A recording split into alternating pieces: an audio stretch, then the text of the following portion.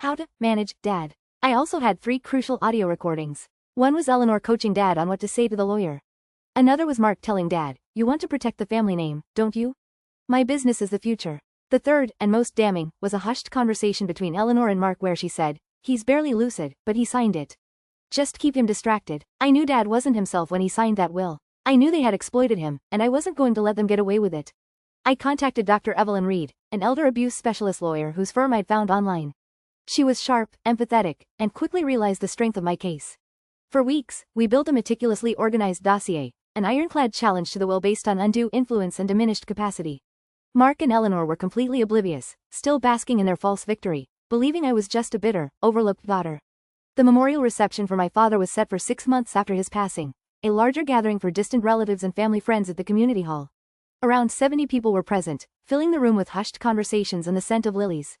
Eleanor, dressed in a designer black suit, was holding court, reminiscing about Dad's sharp mind, even in his final days.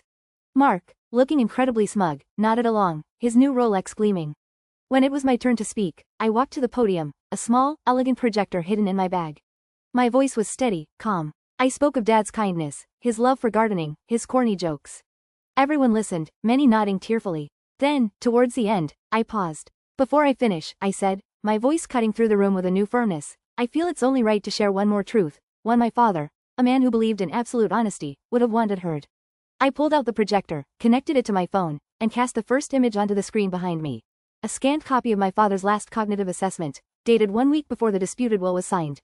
It clearly stated, severe cognitive impairment, unable to make independent financial decisions.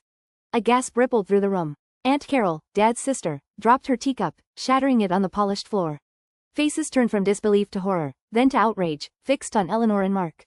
Next, I played the audio snippets. Eleanor's hushed voice, Mark's manipulative words, Dad's confused murmurs. The murmurs grew louder in the room as people reacted. "No," someone whispered, "that's Eleanor." And here, I continued, my voice unwavering, is a video clip.